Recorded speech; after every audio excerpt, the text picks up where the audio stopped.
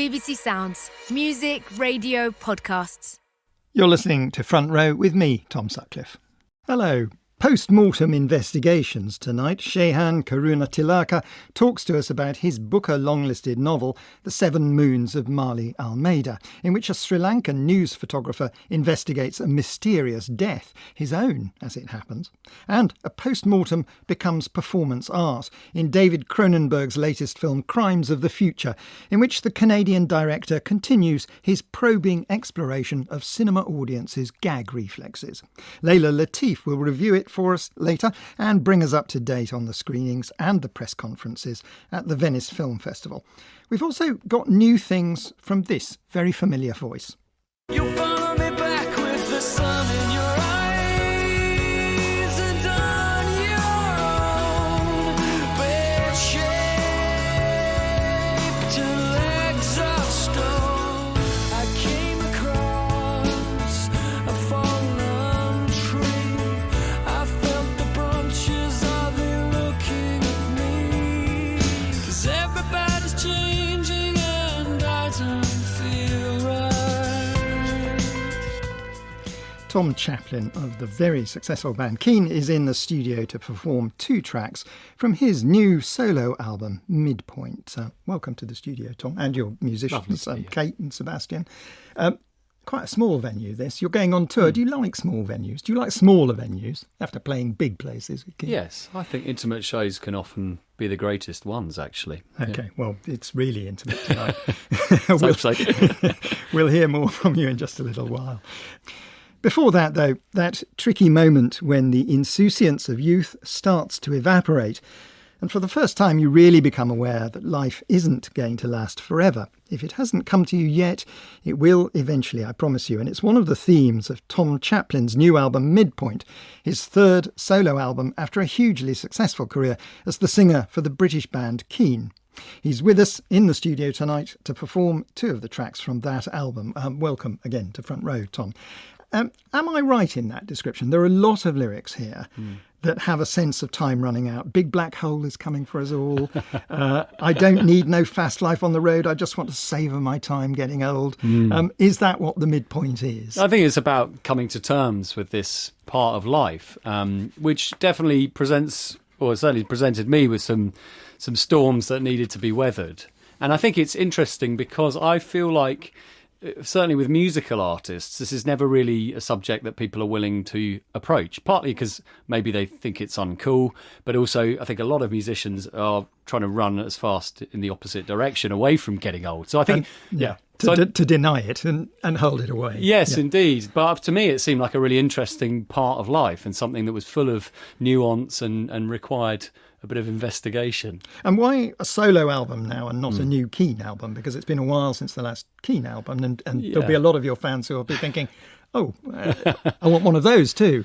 Well, the dynamics of Keane are really the reason why I like doing solo albums. So Tim, who plays piano in Keane, he's always been the primary songwriter, and I've given voice to those songs. But I always feel like solo albums is a chance for me to really have that sort of unfiltered voice, about my own life. And especially as I get older, I think it's something that I need more and more. OK, well, let's listen to one of the songs from the new album. Right. Can you introduce it and tell us what you're going to play? Yeah, this is a song about the kind of inescapable pull of home and the people that we love. It's called Gravitational.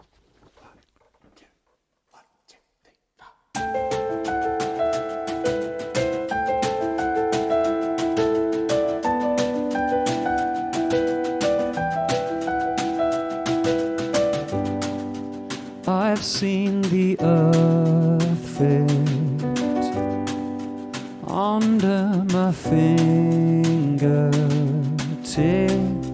I've seen our sun as another star, and I've been hoping in the inky black for gravity to bring me back. The more I see the great unknown, the more I want to be back home. So tell me, does a soul survive if no one's getting out alive? In all that nothing, I learned one thing: oh, we got something inescapable.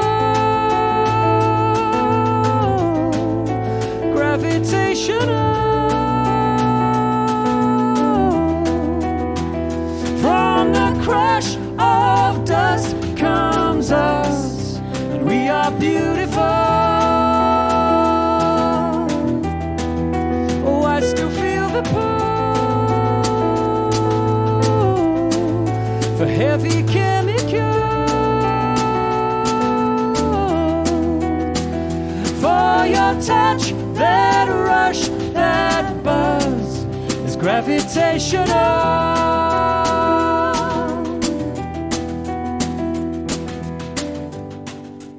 Out of your orbit,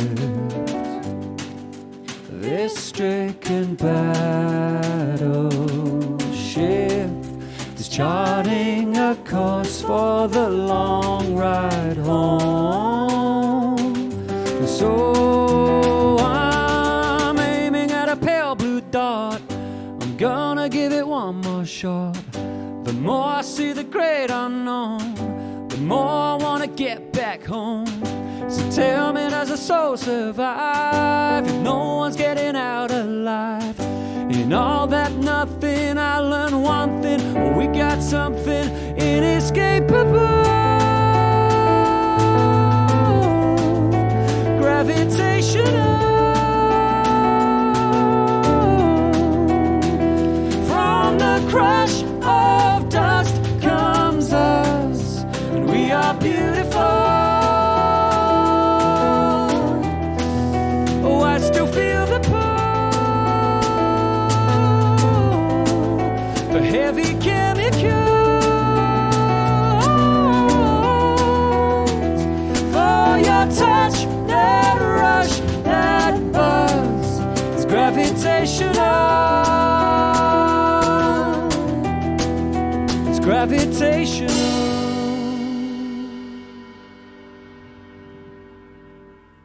Thank you. I'm afraid it is an intimate venue, so you just That's get okay. me clapping. But that line, I still feel the pull for heavy chemicals. You wrote a lot about addiction and recovery in your previous solo album, Wave. Is that a reference to that, or are you In part, I think there's an ambiguity to that line. I think what I've learned is that the rush and the kind of chemical pull now is that of love. And I've got children now. And there's something that, is on such a kind of deep, profound level about the relationship you have with them that, to me, that is now the buzz in my life. But yes, it does also refer to the inevitable desire still, I think, in me to self-destruct. How do you compose the songs? It's obviously going to be a different process than working with Keane, which happens in a completely different way. So how do you do it? Well, I either work alone at home or I collaborate with people, a couple of people, particularly on this record, that I trust. I prefer that way of doing things because, or collaborating, because I think you're always trying to impress the other person in the room. And also I think that sense of a conversation, I mean, it just takes me much longer if I try and write on my own, because you're not hearing yourself back. So unless you sort of record everything and listen back, you don't have that immediate sort of sense of someone feeding back. And does the writing always start with the lyric, or does it vary from song to song? I think it's a dark art, really. You're never really quite sure. But I think you're looking for something that's just a way in, whether that's a line of melody or the combination of melody and lyric. It's amazing how just one thing can just open up a world, and you think, right, okay, we're onto something here.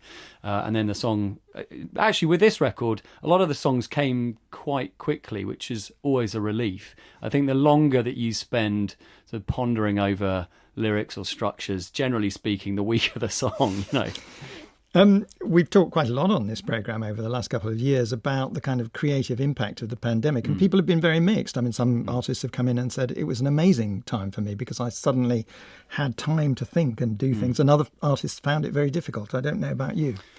Well, I was in mid-tour with Keane, actually. We were in the States when it hit and we came home. I think It was interesting. I'd gone through a period where I had felt very little inspiration for writing, but actually during the sort of Keane tours, I'd suddenly started to think about this part of life and felt this sort of urge to start getting stuff down. So if there was a silver lining to the pandemic and lockdowns, it was that I was able to then allow myself the time to start writing. Tim Rice-Oxley clearly had a sense of how to write for your voice, your particular voice on Keane. Have you been able to explore different aspects of it working solo? And what are those? Well, they are. I mean, this record has it's much softer. I mean, I think Keane records generally are pretty sort of epic, bombastic affairs. But I think with this record, particularly, I work with Ethan Johns. He produced the album. He's a very sort of revered and sort of outsider producer, and he doesn't like to do things sort of conventionally in an industry way. So the record is much quieter. There's a lot more dynamic range. He wanted to sort of accentuate the songs and the voice. And so there's a lot of, and there's a lot of toying with my range. So there's a lot of songs that start in a much lower place for me. It's quite a difficult thing to pull off that. We heard it in that last song you played, a sudden shift of dynamic range. It's tricky technically, isn't it? It is very tricky technically, yes, especially when you're a bit nervous, So, well, it worked the last time. Yes, thankfully. Play us another song. Yeah, okay. This is a song called Overshoot. I've been with my wife for 20 years. I think midlife you often still question these long-term relationships and will they last. But I think for me, I've kind of come to the conclusion that this is probably it, and it's something to be cherished and enjoyed. So I wanted to write a song that reflected that.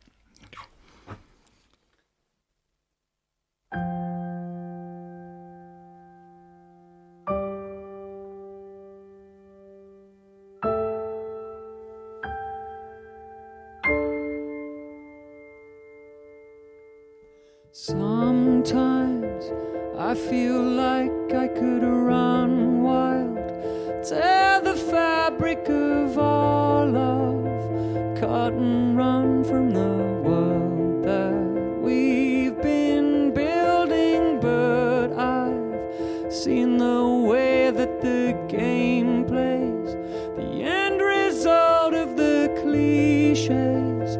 You fly the nest, but the open road goes nowhere. With a little luck, we'll be dancing when the lights go up. Still be dancing and the ship goes down. Sweetheart, hold my hand.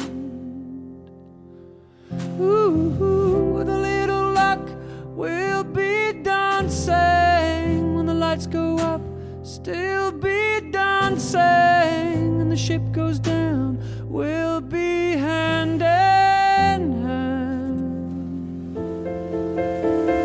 You know every inch of this ragged soul, every twist of this sideshow, every line on the fragile skin I live in, sail on. Set out over the ocean, overshoot the horizon, cut and run from the world that we've been building. With a little luck, we'll be dancing when the lights go up.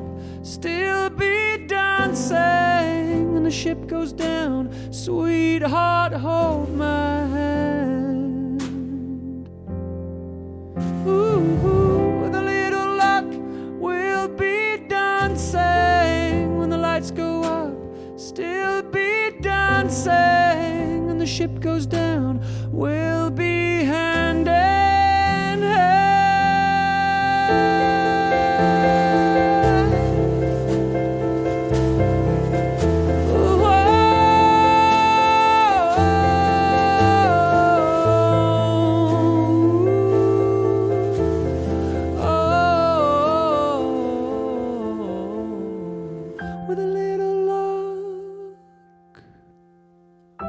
Lights go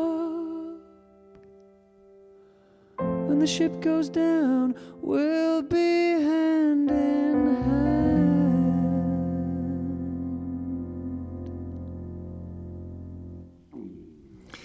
Thank you very much, Tom Chaplin. That was Overshoot from his new album Midpoint. Thanks also to Kate Threlfall on piano and Sebastian Sternberg on percussion. And despite the fact that he sings I Don't Need No Fast Life on the Road, on the new album, Tom Chaplin will be touring later this year. That starts on the 6th of October in Leicester.